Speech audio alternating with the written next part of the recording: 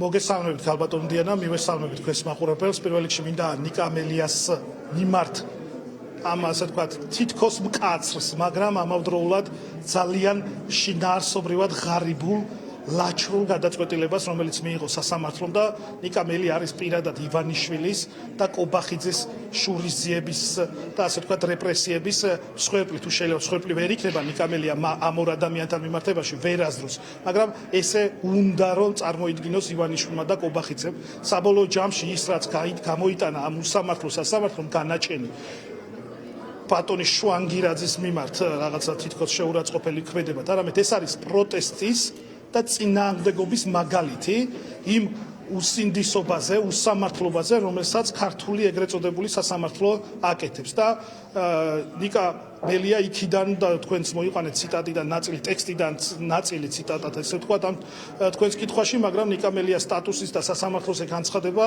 კიდევ ერთხელ იყო მოწმობა წინააღმდეგობის და ბრძოლის არ შეჩერებს. რაც შეეხება თქვენს შეკითხვას, ნიკა მელიამ თქვა, რომ ეხლა იმ ვითარებაში, როდესაც პოლიტიკურ პარტიებს კრძალავენ, ჩვენ აი ხედავთ თუ რამდენი ადამიანია კოალიციის შეხვედრაზე და ეს ადამიანები არიან კოალიციის წევრები და აქტიური მხარდაჭერები. ჩვენ მოსახლეობა ამ ასე ვთქვათ გაფართოებულ შეხვედრაზე არ დაგვიპატიჟებია, ჩვენ მოსახლეობის ასე ვთქვათ მომრჩევლის ნაწილი არ არის, ეს არის პარტიის წევრების შეხვედრა, სადაც ვათანხმებთ სტრატეგიას იმასთან დაკავშირებით, თუ როგორ უნდა გაგრძელდეს წინააღმდეგობა. და დღეს ჩვენ ვაპირებთ შეთანხმებას, რომ არჩევნებში მივიღებთ მონაწილეობას იმ შემთხვევაში, თუ ეს არჩევნები იქნება სამართლიანი და თუ ყველა პოლიტპატიმარი იქნება თავისუფალი. და ამის შეთანხმება ხდება ახლა. რაც შეეხება ნიკა მელიას თენგო დავაზუსტებ უკაცრავად. არავინ ლაპარაკობს ჯერ არჩევნების ჩანიშვნაზე. თქვენ ფიქრობთ, რომ წინისწრებად საჭირო იყო კოალიციის მხრიდან ამის ეს ვთქვათ მკაფიობა ამ თემაზე? სამართლიანი არჩევნები ისეთი თემაა, მაინც ბუნდოვანება ამ ტერმინში, იმიტომ რომ სხვადასხვა რამ შეიძლება მიგაჩნდეთ თქვენ და თუნდაც მაგ დარბაზში მყოფ ადამიანს თა ნაწილს სამართლიანად, სხვა პარტიას, ოცნებას საერთოდ სხვა და ასე შემდეგ. ამიტომ არჩევნებში მონაწილეობას მიიღებთ თუ არა რა პირობთ? დიანა, რა ითვლება?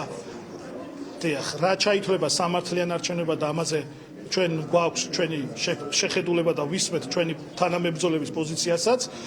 ძალიან ჰორიზონტალური მართვის სტილი და სისტემა არსებობს ჩვენთან და ვისმენთ ადამიანების აზრს, რომელიც მათ შორის სხვადასხვა მუნიციპალიტეტებიდან ჩამოვიდნენ და ჩვენი პარტიის აქტიური და გამოცდილი წევრები არიან. რაც შეეხება რატომ დაგვჭირდა ახლა? ჩვენ არ დაგვჭირდა, ჩვენ ამაზე არ დაგვიწყია საუბარი, ვინ თუ არა თქვენ ეს ძალიან კარგად იცით. ეს საუბრები რაღაც უცებ მედიაში დაიწყო, ჩვენ კიდევ ერთხელ ხაზგასმით ვამბობთ, რომ სამოქალაქო ჯგუფებთან, რუსთაველის პროტესტთან, პროდასალურ პარტიებთან, ვინც თანახმაა, რომ ეს ორი მოთხოვნა არ გადაიხედოს. ან ბოდიში ამ სიტყვისთვის და არ ეგრეთ წოდებული გასპლიტვა არ მოხდეს, რომ ვიღაცას დაავიწყდეს პოლიტპატიმრები. არა, ჩვენთვის ეს ორი მოთხოვნა არის მნიშვნელოვანი. რა თქმა უნდა, სამართლიანი არჩევნები არის უმნიშვნელოვანესი, მაგრამ პოლიტპატიმრების განთავისუფლება ასევე ამ ორი მოთხოვნის ერთ-ერთი მთავარი პირობაა. და ამ ორ მოთხოვნასთან და ბრძოლის წინააღმდეგობასთან დაკავშირებით თანხმდებით. რაც შეეხება ნიკა მელიას განცხადებას, კი, როცა პარტიები აიკრძალება, როცა ესეთი რეპრესიებია, პოლიტიკური ლიდერები არიან ციხეში. დიახ, მათ შორის ყველა ჯგუფის ბრძოლა მნიშვნელოვანია და ეს ჩვენ უნდა ვიცოდეთ. ჩვენ ამას ყოველთვის ვამბობდით, რომ არ უნდა შევქმნათ განსაკუთრებული მოლოდინები, რომ მაგალითად ეხლა 28 ნოემბერს ან 2 დეკემბერს რაღაცა დასრულდება. პირიქით, ჩვენ უნდა შევქმნათ მოლოდინი, რომ ალტერნატივა არსებობს, ენერგია არსებობს და ამ დარბაზში თქვენ ხედავდით თუ იყო სიუჟეტში ან ლაივში, არ ვიცი, ბოდიში ხდით, ვერ ვადევნებდი თვალს და ყურს, თუ ეს არსებობს, აი ენერგია არსებობს ამ დარბაზში, როდესაც ადამიანები არიან მზად წინააღმდეგობაში და ართანამშრომლობაში ყოფნაში და ვერანაირი აკრძალვა ამ პროცესს ვერ გააჩერებს. ჩვენ ვიქნებით ყველაზე მსხვილი ჯგუფი, ერთ-ერთი დავამატებ ამ სიტყვას, ვინმეს უარ ეწყინოს. ყველაზე მსხვილი ჯგუფი, ვინც რეჟიმისთან წინააღმდეგობაში იქნება ბოლომდე, გამარჯვებამდე. გზა ჩვენთვის ბიძინა ივანიშვილმა სხვათა შორის ჩახერგა უკან დასახევი გზა ერთის მხრივ არ დაუტოვა მის ბანდას კრიმინალურს, მეორეს მხრივ არ დაგვიტოვა ჩვენ, იმიტომ რომ ჩვენს უკან არის ჩვენი ევროპული მომავალი, ჩვენს უკან არის ქართველი ხალხის აბსოლუტური უმრავლესობა. 80%-ზე მეტი, 70%-ზე მეტი, 80%-ზე მეტი, რომელსაც უნდა ევროკავშირში გაწევრიანება, 70%-ზე მეტი, რომელსაც არ უნდა მიწაწყლის გაყიდვა, 70%-ზე კვლევებიდან გეუბნებით, 70%-ზე მეტი, რომელიც ფიქრობთ, რომ საქართველოში არის პოლიტიკური კრიზისი და სამართლიანი არჩევნები ამ პოლიტიკური კრიზისის სამართლიანი არჩევნები, პატიმრების გათავისუფლება. ამ ორი მოთხოვნისთვის შეიკრიბა დღეს პოლიცსაბჭო. ეს იყო თუ არა ისედაც ორი მოთხოვნა, რომელიც აერთიანებდა პოლიტიკურ სპექტრს და საპროტესტო საზოგადოებას, ისედაც აი ამ პროტესტის მთელი წლის განმავლობაში. დავამატებ, ეს გითხარით თავიდან მეთქვი, ეს ერთ-ერთი საკითხია, მნიშვნელოვანი, ასევე არის საკითხი სტრატეგიული ერთობის და ჩვენ ახლა მიმდინარეობს ეს შეხვედრა და მივიღებთ ასევე მე ღრმად ვარ დარწმუნებული და ალბათ იქნება ამაზეც თანხმობა, რომ მივიღებთ გადაწყვეტილებას სტრატეგიულ ერთობასთან დაკავშირებით. კოორდინაციას პროდასავლურ პარტიებთან, რუსთაველის პროტესტთან და სხვადასხვა შორის. თენგო ძალიან საინტერესოა განსაკუთრებით მელიას იმ განცხადების ფონზე, რომელიც ასე გამოჩნდა, რომ ადრესატად სააკაშვილს მოიაზრებდა, ეს ვრცელდება თუ არა ნაციონალურ მოძრაობაზეც და ზოგადად აი ვისთან კოორდინაციის მზაობა გაქვთ ახლა? რეჟიმის წინააღმდეგ ბრძოლაში. ეს არის კოორდინაციაზე საუბარი, არანაირი ერთობაზე არ საუბრობთ, ეს კიდევ ერთხელ ხაზგასმულია. ჰექტარზე ერთ სივრცეში ვერ მიხილავთო და კოორდინაცია რაღაც ერთ სივრცეში ყოფნას გულისხმობ. ვერ იხილავ, თუ ნიკა მელი არის ძალიან პრინციპული კაცი, ძალიან პრინციპული პოლიტიკოსი, იმიტომ ვართ თანაგუნდელები, იმიტომ ვიბრძვით ერთად. დიახ, ნიკა მელიამ თუ ეს თქვა, ესე იგი ეს ესია და ეს არის მისი მტკიცე პოზიცია და გასაგებია. რაც შეეხება სტრატეგიული ბრძოლა რეჟიმის მაგრამ ეს კოალიციის მიერ არ იქნება ავტომატურად გაზიარებული, ასე გავიგე.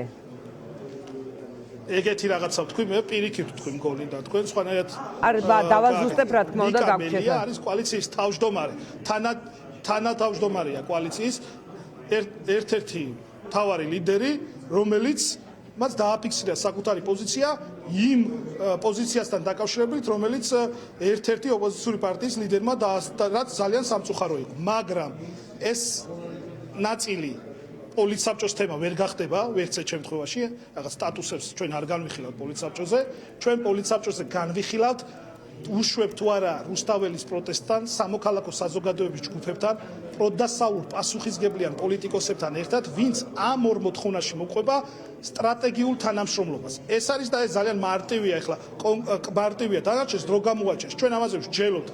ასევე ძალიან მნიშვნელოვანია საგარეო კონტექსტი. აი ჩვენს ლიდერებს, კოალიციის 4-ვე ლიდერს, რაზეც ბრალი წაუღენეს, არ აღიარების, არ თანამშრომლობს, ვითომ ელენე ხოშტარიას, ნიკა მელიას, ზურა ჯაფარიძეს და ნიკა გვარამიას ბრალია, რომ ამ ხელისუფლებას არ აღიარებენ. პირველ რიგში ამ ხელისუფლებას არ აღიარებენ ქართველი ხალხის დამსახურება, იმიტომ რომ ქართულმა ხალხმა ეს ხელისუფლება არ აღიარა ხელისუფლებად და 10%-მაც რო არ აღიაროს, უკვე არალეგიტიმურია, მაგრამ აბსოლუტური უმრავლესობა არ აღიარებს. 900.000-მდე ამომრჩეველი გაცხადებულად არ აღიარებს. მათ შორის კიდევ უფრო მეტია დარწმუნებული ვარ სამართლიანი ობიექტური გამოკითხვა რო იყოს. აქედან გამომდინარე ამ საკითხთან დაკავშირებითაც გვაქვს და არ თანამშრომლობის საკითხთან დაკავშირებით. ეს უკვე მესამე საკითხი საგარეო საკითხთან. მეოთხე საკითხიც არის. მეოთხე საკითხი არის ის მნიშვნელოვანი საკითხი, რაც არის ახლა აქტუალური საზოგადოებაში. პირველ საკითხად ამ ქვეპუნქტად, ასე ვთქვათ, ეგრეთ წოდებული არაბული ქარაქების შექმნა თუ დაარსება საქართველოში.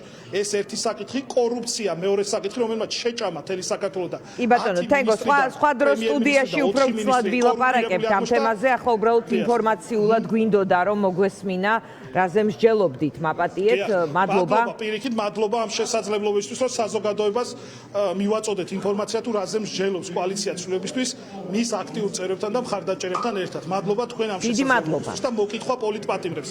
არც ერთი ჩვენი კოალიციის პოლიტპატიმარი და არც ერთი სინდისის პატიმარი. ჯამში 100-ზე მეტი არ დაგვავიწყდება და ბრძოლა მიმდინარეობს მათი თავისუფლებისთვის. მათ შორის და უპირობოდ. მადლობა. დავემშვიდობები.